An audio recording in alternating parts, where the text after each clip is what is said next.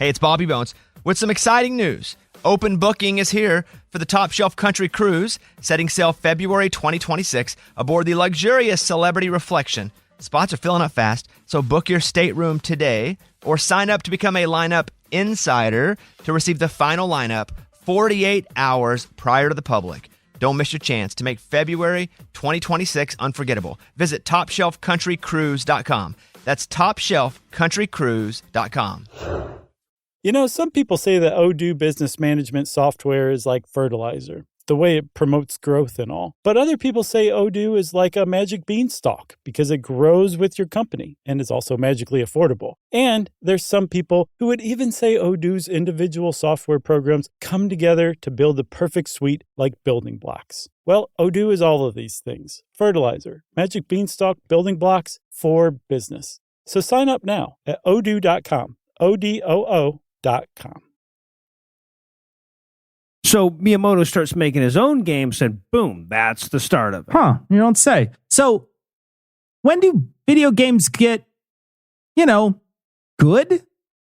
Oh, late 90s? Okay, yeah. Oh, man. Wow, what happened in here? It's been trashed. Hey, Cecil. Hey, Noah. Yeah, about this. See, No. You don't have to tell me. This week's episode is about the Boston Massacre and the Boston Tea Party. So for Eli's shenanigans this week, he destroyed the studio. No, wait, that wasn't Seriously, dude. And any second now, Tom and Heath are going to come riding through that door on a ship in red or blackface. Yep. You know what, Eli? You've become so predictable. Every week, it's just a different way to destroy the studio. And frankly, I'm not even surprised anymore. This is just, I'm not surprised. Yeah, it's cliche. Guys, I didn't do this. Oh, yeah? Well, if you didn't do it, who did? And what the hell happened? Tom got his hand stuck in his pocket again. Okay, no, all right. Okay, that tracks.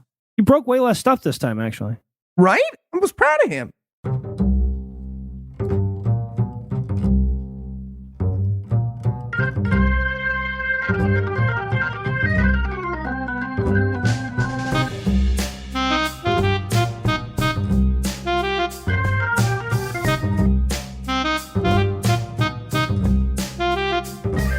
Hello and welcome. Citation Needed, the podcast where we choose a subject, read a single article about it on Wikipedia, and pretend we're experts. Because this is the internet, and that's how it works now. I'm Eli Bosnick, and I'll be leading the charge, but I'll need some cannon fodder. First up, two men who just finished raising $134,778 to win back the Senate. Tom and Cecil. Gentlemen, thanks for slumming it down here with us simple folk. Well, this is actually literally the most America has ever cared about its slum. Like, this joke is the most America has ever cared about its slums, right? It's over. It's weird, guys, but I'm getting this feeling that the atheist community cares for other people. That's weird to me. It's weird. It's weird. And also joining us tonight, a man who raised way more money than Andrew Torres without even turning on his webcam. No illusions. I mean, it's true. Well, it is, but that's because when you reach me and Andrew's age, you make more money when the webcam's off. Just let them imagine a better-looking podcaster, Andrew. It's what the whole medium is about. I will point out, though, with the donations that came in before and the matches and the donation Tom and I did, we are solidly in third place. I just wanted to point that out. Tom and I solidly in way closer to How to Heretic than Andrew, but still solidly in third place. It's all right. You can always look down at George Ryan. And I do. All right. Before we begin tonight, I'd like to take a moment to acknowledge the absence of our usual cast member, Ethan Wright. He's not here tonight because, sadly, he ripped off his own penis. God damn it, I'm so proud of this. I have to make it through. He's not here tonight because, sadly, he ripped off his own penis, jerking off super hard to brother-sister incest porn. His favorite kind of porn. Now, luckily, we found the nation's what his favorite kind of porn is? That's more disturbing than the brother-sister thing, to be honest. I don't know if it is. I feel like Heath is right there. Heath is glad you think that. Now, luckily, we found the nation's leading penis replacement surgeon, or a proctologist, if you will. Those bills are pretty steep. If you want Heath to be back on the show next week, intact, why not become a patron of our show over at patreon.com/citationpod. Our patrons get bonus episodes, access to our suggestion box, and most importantly, they give us money that we can spend on reattaching Heath's penis, which again, he tore off in an incestuous fervor. Oh, incestuous. Side note, Heath's mom listens to this show. You're such a Heath's dick. mom.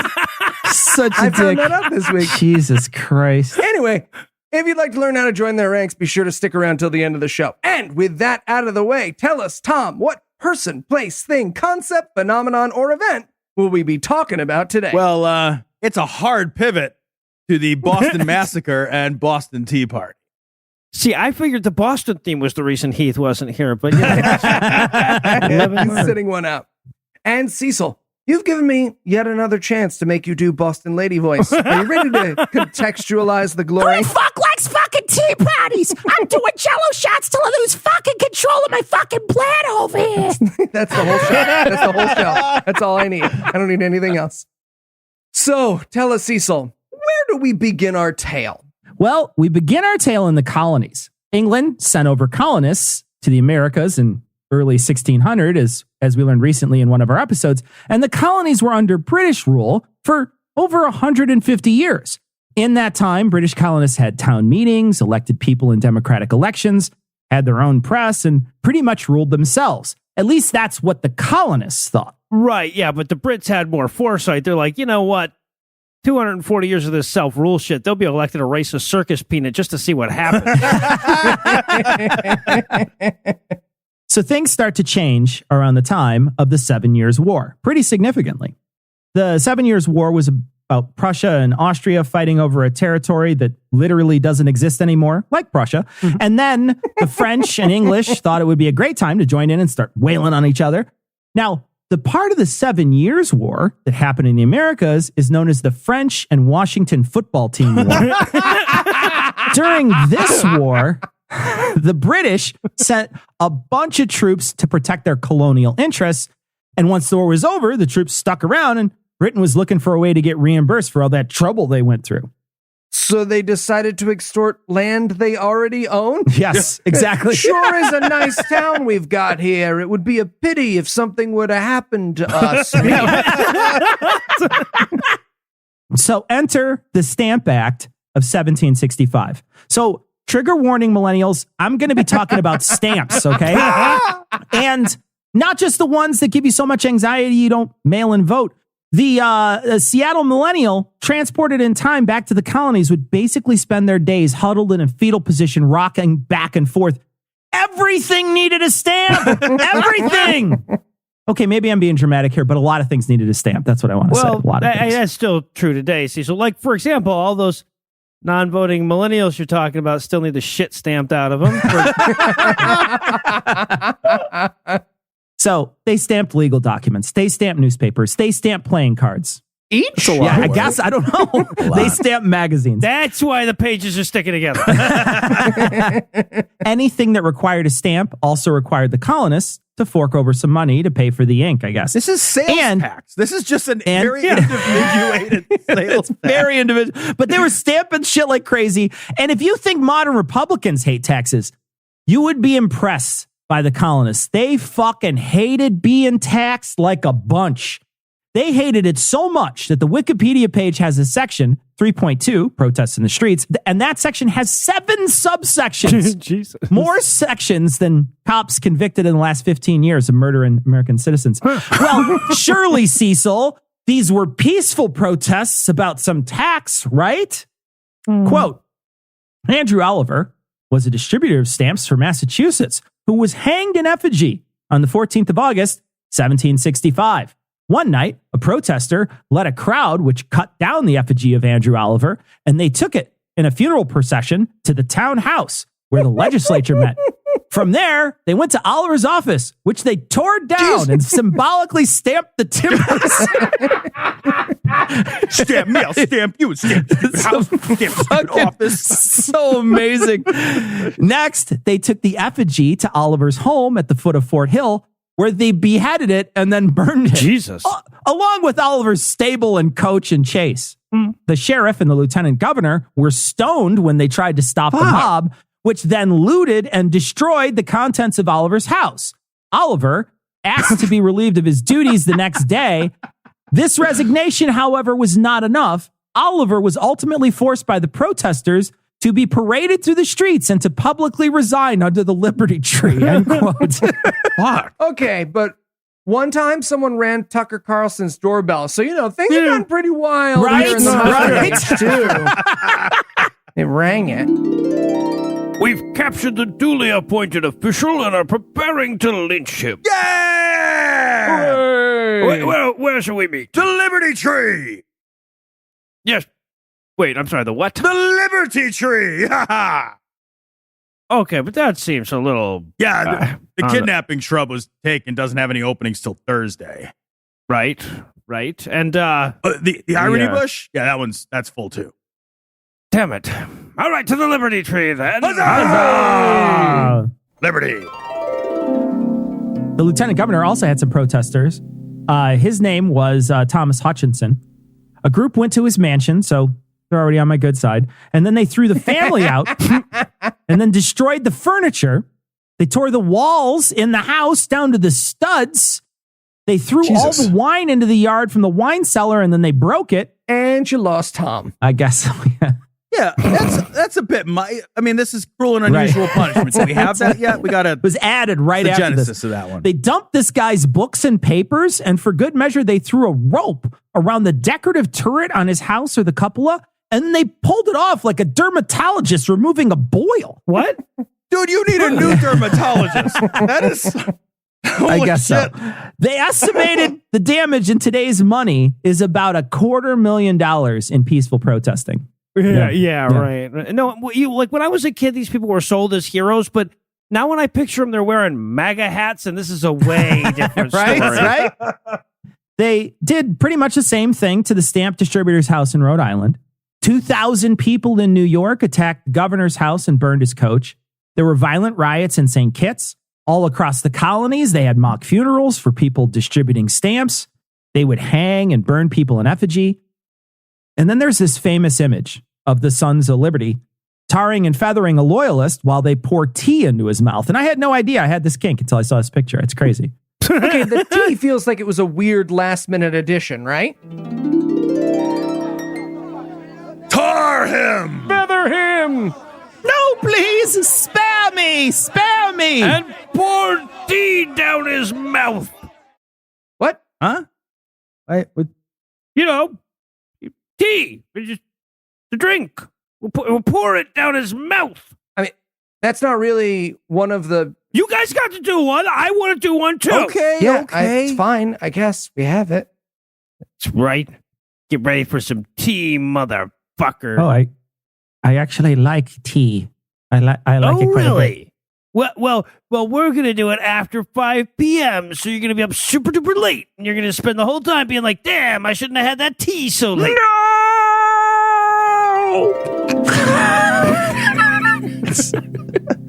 That's such an old guy joke. So many of our younger listeners are going to be like, what are you talking about? I just had an espresso before bed. Fuck you and your young brain. So there's also a boycott of goods, too, at this point. The colonial merchants all got together and decided they were not going to sell goods that had a stamp. And while the politicians in England were super pissed about the uppity bastard colonists and how dare they and all that, the merchants in England just wanted to sell their goods to the colonists. So they all complained about the tax, too. And the politicians, get this, guys, caved to big business. And then they repealed the Stamp Act. What a world. I mean, just what a world. It's crazy. Weird. You may take our lives, but you'll never take our revenue. And their problem with these taxes and the others I'm about to mention is the refrain we all heard in grade school. No taxation without representation. And that just means that the people in the colonies were sitting over here with a functioning government, taxes from the colony to pay, and they at least could send their representative a message or threaten not to vote for him or even attend a town hall or something. But when England passes these tax laws, the colonists didn't have anyone in the room to argue for them, and They thought it was bullshit. And spoiler alert, we still don't have anyone in the room looking out for most of us. So just... Well, yeah, it's always seemed like such a weird flex to me when you think about it, because like if they'd had a representative, they'd still have gotten taxed. Right, pretty much, yeah. So the rallying cry was a paraphrase away from, we want to be told no through official channels. right? Yeah, and meanwhile, Puerto Rico is still holding their beer. Good thing is they can wipe up the spillage with those paper towels. Paper Trump towels, proves, yeah, that's that. Yeah. The colonists were also pissed because Parliament, the same year as the Stamp Act, passes the Quartering Act, which required people in the colonies to house soldiers they sent over here to make sure we wouldn't get so uppity. That meant sort of building barracks for the soldiers, but if they didn't have the proper barracks, the soldiers could just sleep in the tavern or the stables or in your house. I mean, it starts with the Tax Act, and now companies are people who are allowed to not believe in birth control. I don't know if it's a slippery slope, but it's definitely a fucking weird slope, right? It's definitely weird. So more taxes get passed, more people break shit, burn shit, chase British nobles out of their houses to Benny Hill music. Eventually, England's had enough. The colonial secretary, Lord Hillsborough, writes a letter to the commander-in-chief and asks for a deployment of soldiers to Massachusetts. And so they sent 2 regiments when all the troop shifting was said and done, and they took up residence there to keep the peace. Well, but it was Boston, so there was no peace to keep. I mean, for sure. This does also seem like a very weird solution to that problem. Sire, the feeble are refusing our soldiers a place to live and eat. Outrageous! Send more soldier! But where will they... More soldier! That's what I said, is more soldier. Monarchy is the future. What did you say? I said, off with my head, sire? Yes, off with your head. On March 5th, 1770, a 13-year-old wigmaker's apprentice accused an officer in the British Army of refusing to pay his bill. So, a private that was standing guard walked up to the kid and smacked him in the face with the butt of his gun for resisting. Jesus. Well, pretty soon a mob of Antifa rabble-rousers surrounded the completely innocent, just doing his job soldier. No. I'm pretty sure the kid was white. So Okay. he was guilty. At a certain point, 50 Bostonians surrounded him and started shouting at him. A bit later, reinforcement soldiers were sent to, rescue the guy or antagonize the crowd. Not sure. Anyway, they showed up. The crowd's about 300 to 400 people at that point. Okay, to be fair, most of them were there because they heard there was free Dunkin'. So, So now tensions are high. Wait, there's not? Yeah. So now tensions are high, and there's no water cannons or tear gas or riot shields, just several armed soldiers with loaded muskets and fixed bayonets. The crowd at this point was all, go ahead and shoot me, I double dog dare you. And they started pelting these soldiers with snowballs. The unmitigated gall of it all. It's unbelievable. Once that didn't work, they started to throw shells, which I guess you can just find on the street in Boston. That's what they use for currency there. Oh, okay. yeah. One of the soldiers gets smacked in the nugget with a rock or something. He goes down, drops his gun.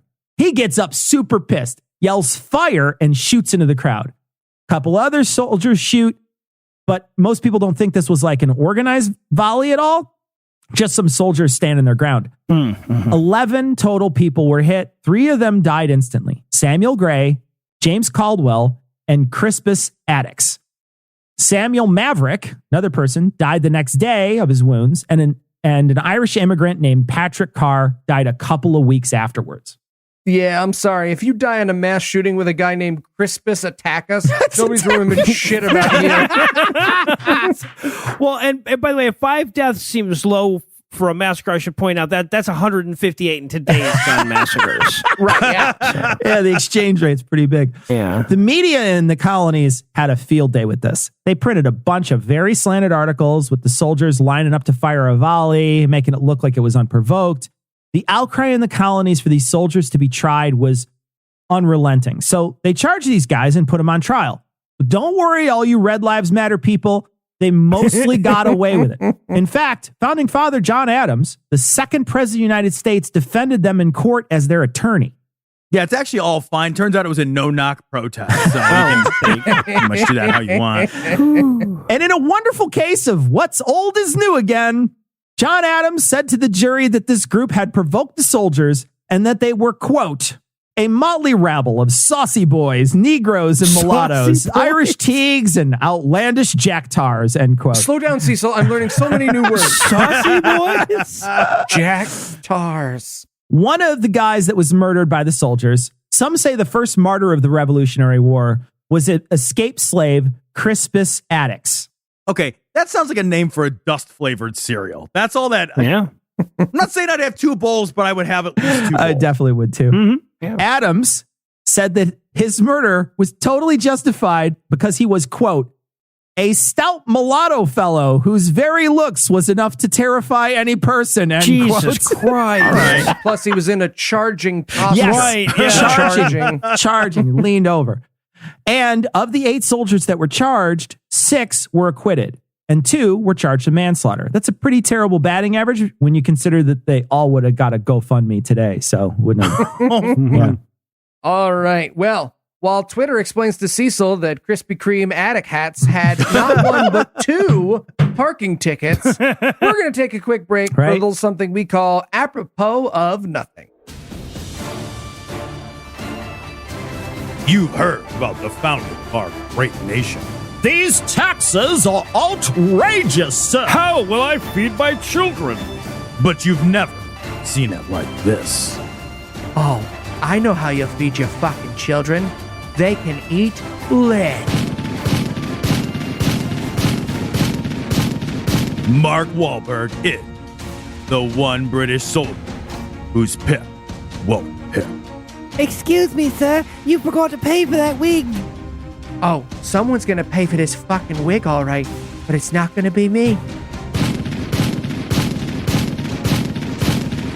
You can't fucking shoot all the fucking colonists, babe. They're gonna cut you up into pieces or some fucking thing. Don't you tell me what to fucking do. I'll shoot every fucking Don't you colonist in the world fuck if I you, want to I'll fucking shoot fucking- the colonist. I'll fucking do what I want. This summer, the Minuteman. And don't throw the fucking tea into the fucking water. I'm having my girls over later for fucking tea sandwiches, you asshole. Little ones, the small tea sandwiches with the cucumbers. And we're back. When we left off, soldiers were killing unarmed citizens and getting away with it. Also, Cecil was doing his citation needed essay. Yeah. Tell us, Cecil, what happened next? That's So needless to say, that acquittal shit did not go over well with the colonists. They were pissed, and England responded with more taxes because it worked so fucking well last time. So- Yeah. Well, then you can fuck yourself even harder was their universal colonial policy, actually. This time, the taxes were on tea. The current tea situation was that the colonists had to buy from the biggest corporation of all time, and almost certainly a future citation needed show, the British East India Company. Yeah, Cecil's not kidding. Google would tell the BIC to relax and let some competition drive the market. You know, if it seems like getting upset about tea is like a much to do about nothing, as someone who has tried and failed to get a decent fucking cup of cold brew on 3 continents, I can understand beverage taste, right? Okay.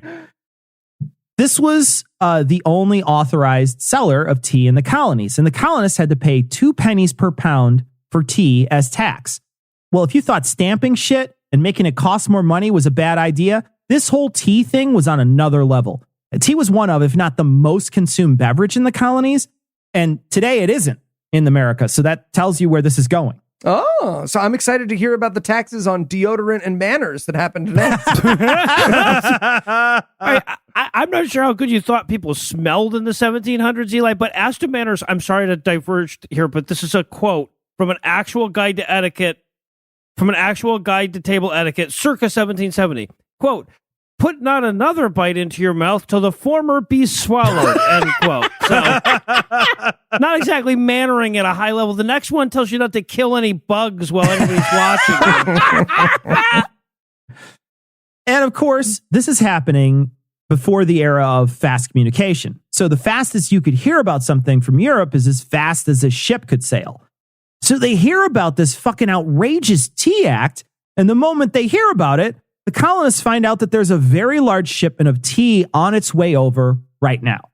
600,000 pounds, the weight, not the currency, of tea was loaded onto 7 East India Company ships. And to make matters worse, they sent 4 of the 7 to the place that really hates England the most, Boston. The others were sent to Charleston, Philadelphia, and New York. Okay, so I just looked this up, and it's recommended that you use about 3 grams of tea per cup. So 600,000 pounds of tea is, and I am not making this up, 90,600,000 cups of tea. What? There were 16,000 colonists at the time in that area. That is 5,662 cups of tea per colonist, or 15 cups per person per day for a year. A number which my wife assures me is perfectly reasonable. So the Sons of Liberty, the group I mentioned earlier, was a group of colonial beat poets that had open mic nights every Thursday in the inns all across the colonies. They were led by an animate beer bottle named Sam Adams. Cecil. Okay, all right. Okay, none of that's true, but I would watch the hell out of that cartoon. I know we you guys would all would too, watch the hell out of right? that cartoon. What they were was a group of people who got together to bitch about taxes. So like a country club, but they let anybody join. Anyway, the Sons of Liberty started to spread word across the colonies to not let the ships dock and unload. Also on those boats, a bunch of PS5s. Trust us. That's Yeah. who we are. Right And the final code for Cyberpunk 2077. It's on that boat. I will point out, too, that some merchants were super pissed about this tea act, too. This basically gave the tea monopoly to the East India Company, and it put other importers that weren't under their umbrella out of work. So there was a lot of support from all different kinds of colonists for these protests. And that also doesn't even mention the smuggling that was going on, because they were smuggling too at the time, and that was pissing off the British. They got the people in the cities of New York, Philadelphia, and Charleston to basically send back the tea to England. The only colony that did not send the tea back was, well, you guessed it, Massachusetts. The boats docked and the tea was left on board. I guess they took off everything but the tea. And the protesters had armed protesters at the docks patrolling to make sure that no one brought it on shore. Really want to see those custom searches. Open the fucking bag, bro. But I've got nothing. I said, open the fucking bag. Fine. Here. Look, What's this? it's heroin. It's from my children's breakfast cereal. Okay. And this? It's cocaine. My wife gets headaches. All right. Well, then I guess you'll just... Wait. What's this? But how did that get in there? Lipton. Fucking book 'em, boys. For our non-U.S. listeners, Lipton is a brand of tea. Brand of tea we have Also, over here. heroin is not a breakfast cereal. Yeah. Our non-U.S. listeners. That's why Heath's not on the show. We learned a lot this week. Heath won't be back for 180 days. He has to learn that it is not a breakfast cereal. It's a long learning. Sons of Liberty gathered in a meeting house with a crowd of about 500 people. They were all dead set on sending the tea back to England, so they agreed on a resolution that they signed and sent to the governor.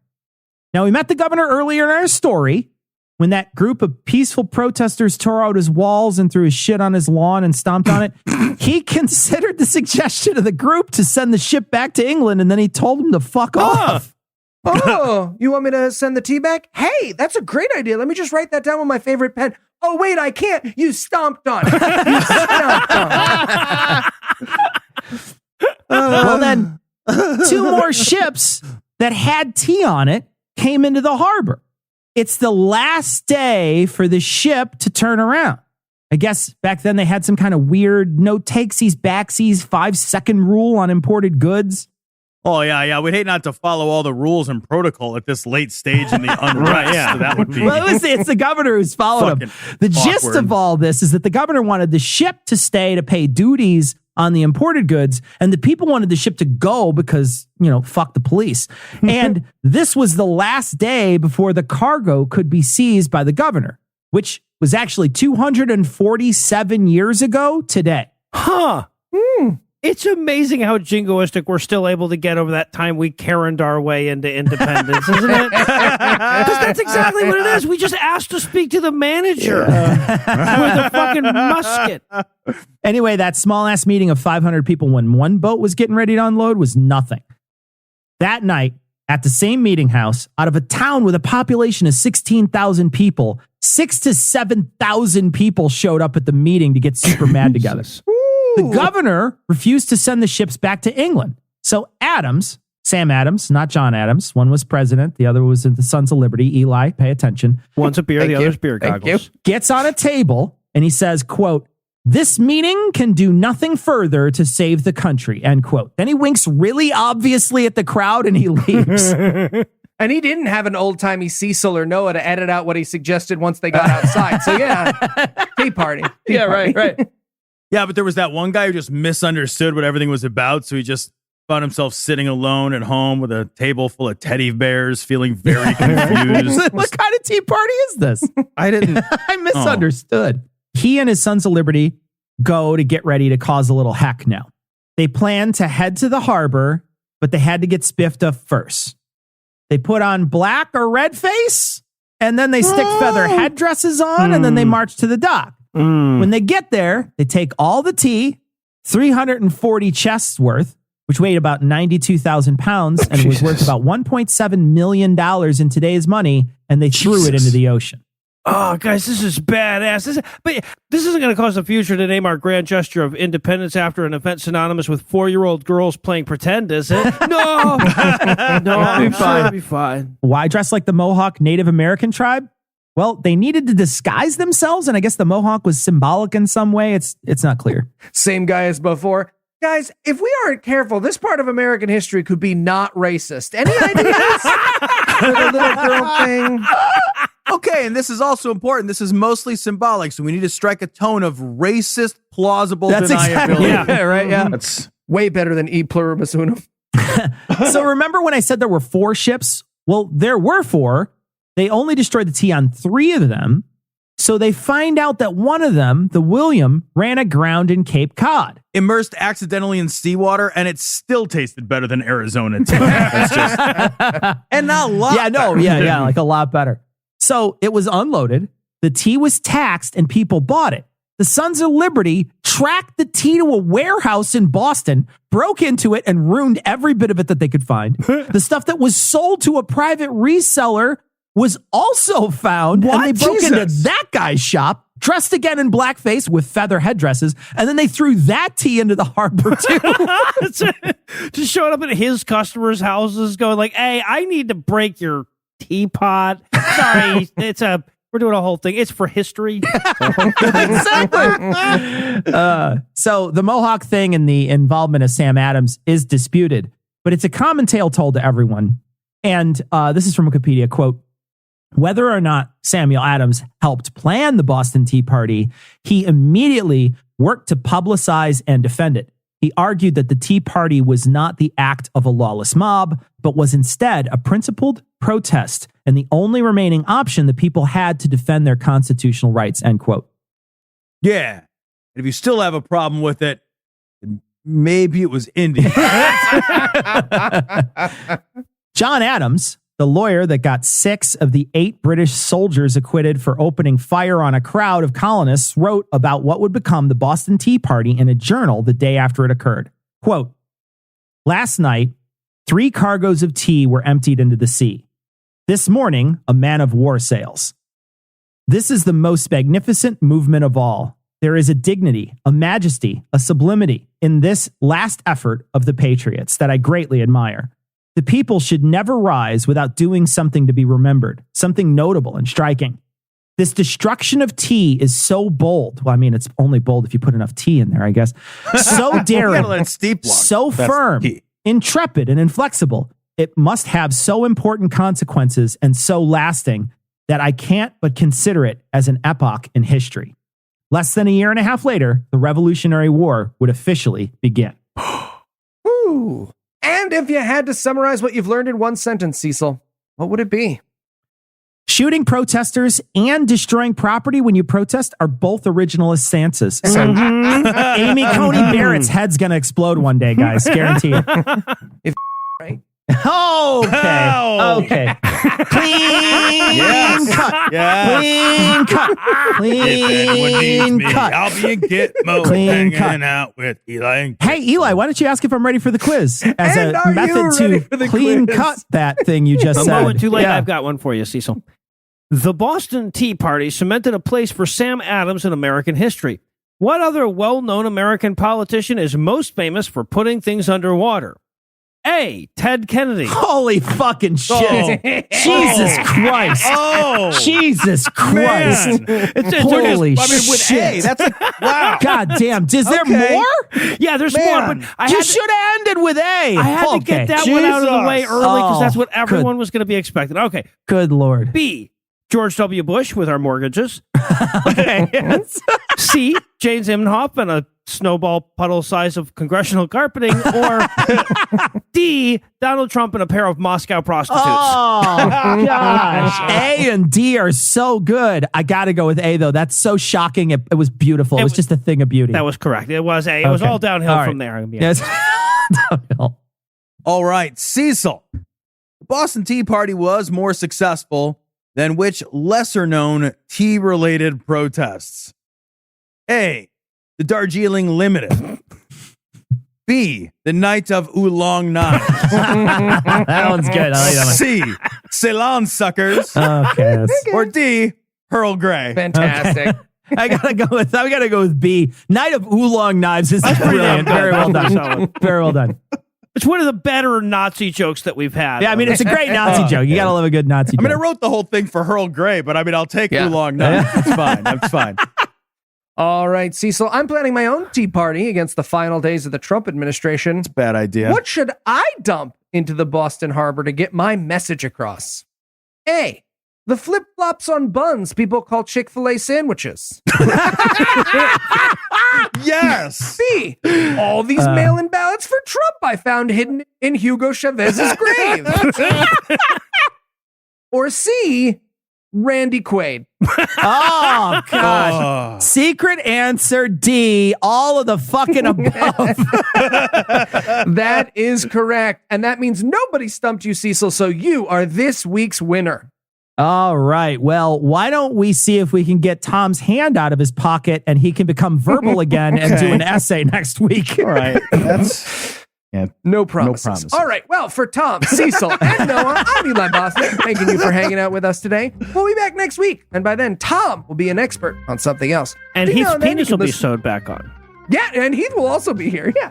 Yeah. Between now and then, you can listen to Noah and I make fun of movies on God-Awful Movies, religion on the Scathing Atheist, politics on the Skeptocrat, and dice on D&D minus. And you can hear Tom and Cecil make fun of whatever the fuck they want over on Cognitive That's true. Dissonance. That's true. That's the If you new haven't format. checked out Cecil's new cooking show on YouTube, Seasoned Liberally, it's actually really, really good. And I like how surprised he sounds. I Thank know you. it sounds like one of the bits we do at the end of the show where we make up a show that we're doing, but seriously, it's a cooking show. It's great. It's on YouTube. It's called Seasoned Liberally. Anyways, if you'd like to help keep this show going, you can make a per episode donation at patreon.com/citationpod or leave us a 5-star review everywhere you can. And if you'd like to get in touch with us, check out past episodes, connect with us on social media, or check the show notes, be sure to check out citationpod.com. You don't fucking talk to me like that in front of my fucking I girls. fuck them how the fuck I want. When they come into my house, this is my fucking house. Fuck you! I'm the king You of this got fucking a tiny castle. little Nobody fucking comes into dick. my fucking Why house. the fuck do talk you to me even this come fucking over way. here? Yeah, we're just Nobody gonna go ever ahead and talks to me take that this tea then and get out of here. Then. Yeah, whatever. Fucking tea. Fucking you! I will beat up a suck. Chinese guy, I and they're not fucking even hate in this I know country you yet. will. I You will beat up find them. Chinese guys every weekend.